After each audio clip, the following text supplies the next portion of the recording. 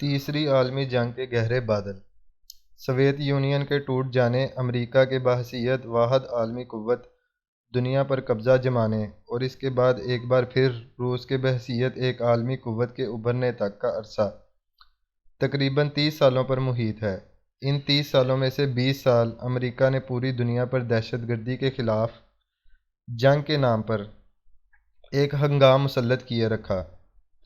دو ملک عراق اور افغانستان براہ راست اس کی تباہ کاریوں کا نشانہ بنے، جبکہ مراکش سے لے کر انڈونیشیا تک تمام مسلم ممالک نے اس جنگ کی ہولناکیوں کا مزہ چکھا۔ اسی دوران عرب بہار کے نام پر ایک ایسی نہ ختم ہونے والی خانہ جنگی کا آغاز ہوا، جس کے نتیجے میں لیبیا، مصر، شام اور یمن آج بھی خاک اور خون میں نہائے ہوئے ہیں۔ ان تمام معرکوں میں عالمی ضمیر اور اقوام عالم کی حمایت امریکی قوت و جبروت کے سامنے جو حکم میرے آقا والی حالت میں سرنگوں رہیں۔ جنگ عظیم دوم کے بعد یورپ کو براہ راست محتاج دوست نگر کرنے کے لیے جو اتحاد نیٹو کے نام پر بنایا گیا تھا،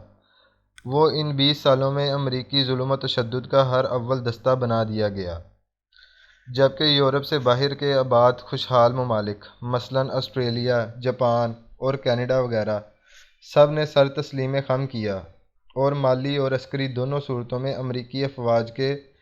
جلوں میں مسلمان ممالک پر حملہ آور ہونے میں مدد کرتے رہے۔ لیکن گزشتہ 10 سال سوویت یونین کی راکھ سے جس روس کی چنگاری نے جنم لیا ہے، وہ اب ایک ایسا شعلہ جوالا بن چکی ہے جس میں ایک بار پھر یہ صلاحیت پیدا ہو چکی ہے کہ وہ یورپ کی اقوام کو خاکستر کر دے۔ پہلی دونوں عالمی جنگوں میں روس برطانیہ اور فرانس کا اتحادی تھا، خواہ وہ زار کی بادشاہت والا روس تھا یا اسٹالن کا کمیونسٹ روس۔ یکم جون 2019 کو یوں تو بحر ہند اور بحر الکاہل کی پینٹاگون نے جنگی حکمت عملی کی نقاب کشائی کی، مگر جہاں اس حکمت عملی میں چین کو ایک رجعت پسند رویژنسٹ قوت کے طور پر اس کے گرد گھیرا تنگ کرنے کنٹینمنٹ کا عزم کیا گیا ہے، وہیں امریکی فوج دماغوں نے روس کو بھی اپنا سب سے بڑا خطرہ قرار دیتے ہوئے اسے ایک ایسے کینسر سے تشبیہ دی ہے جس میں دوبارہ جان پڑ چکی ہے۔ حکمت عملی کے الفاظ یوں ہیں: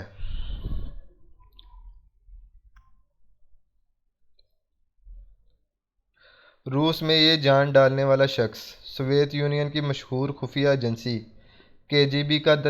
تربیت یافتہ شخص ولادیمیر پیوٹن ہے، جس نے 23 سال کی عمر میں 1975 میں گریجویشن کرنے کے بعد ہی یہ نوکری اختیار کر لی تھی۔ یہ سرد جنگ کا زمانہ تھا اور پوری دنیا میں امریکی CIA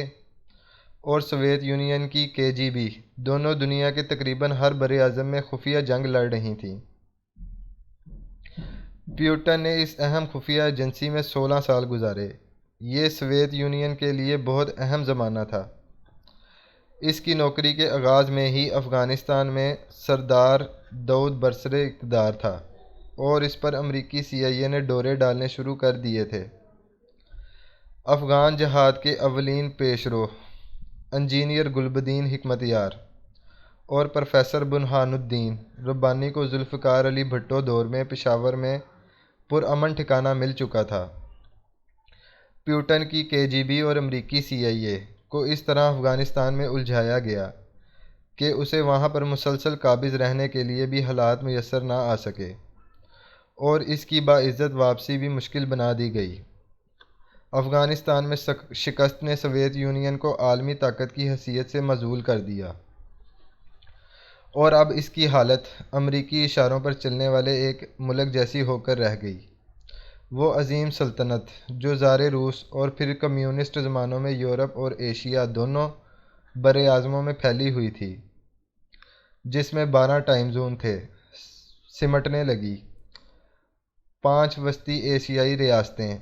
Tajikistan, Uzbekistan, Kyrgyzstan, Kazakhstan اور ترکمانستان علیحدہ ہوئیں، جبکہ یورپ والے روس سے 9 ریاستیں Armenia, Azerbaijan, Belarus, Estonia, Georgia, Latvia, لتھوینیا،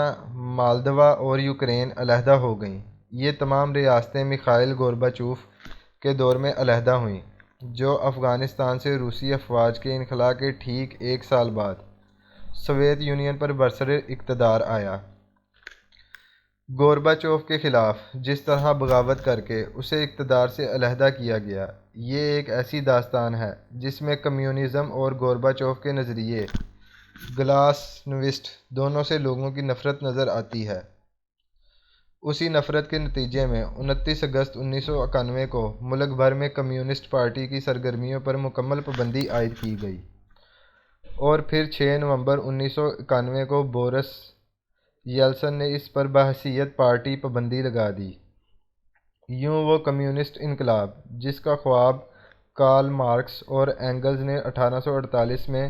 communist manifesto لکھ کر دیکھا تھا، اور جس کی عملی شکل ولادیمیر لینن نے اکتوبر 1917 میں روس میں کمیونسٹ انقلاب برپا کر کے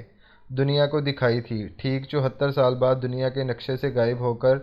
تاریخ کے صفحات کی زینت بن گیا۔ پیوٹن اس سارے زوال کی صورتحال کو ایک خفیہ ایجنسی کے افیسر کے طور پر دیکھ رہا تھا۔ اس کا عروج اس وقت شروع ہوا جب وہ صرف چند ماہ کے لیے فیڈرل سیکیورٹی سروس کا سربراہ بنا دیا گیا۔ یہیں سے اس کے روس کے دوبارہ عالمی طاقت بنانے کے نظریات نے مقبولیت حاصل کی، اور اسے 9 اگست 1999 میں ڈپٹی وزیر اعظم کے طور پر منتخب کیا گیا، اور پھر وہ صرف 7 دن بعد 84 ووٹوں کے مقابلے میں 233 ووٹ لے کر روس کا وزیر اعظم بن گیا۔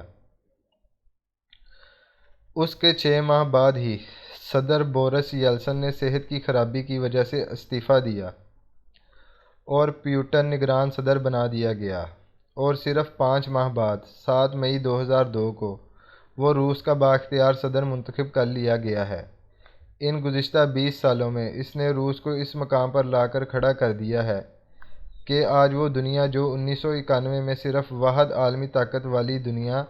یونی پولر کہلاتی تھی، اب اس عالمی طاقت امریکہ کی آنکھوں میں آنکھیں ڈالنے کے لیے روس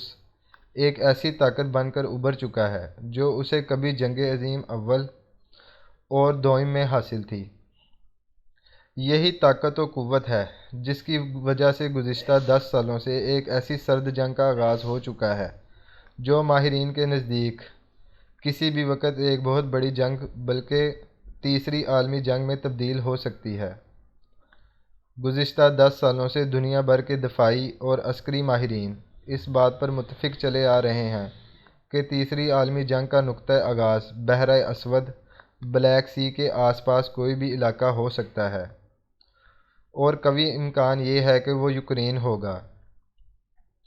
ایسا کیوں ہے اور کیا ہے جو بائیڈن نے 11 فروری 2022 کو امریکی شہریوں کو یوکرین چھوڑنے کے لیے کیوں کہا ہے؟ کیا یہ واقعی تیسری عالمی جنگ کا نقطۂ آغاز ہے؟ جاری ہے۔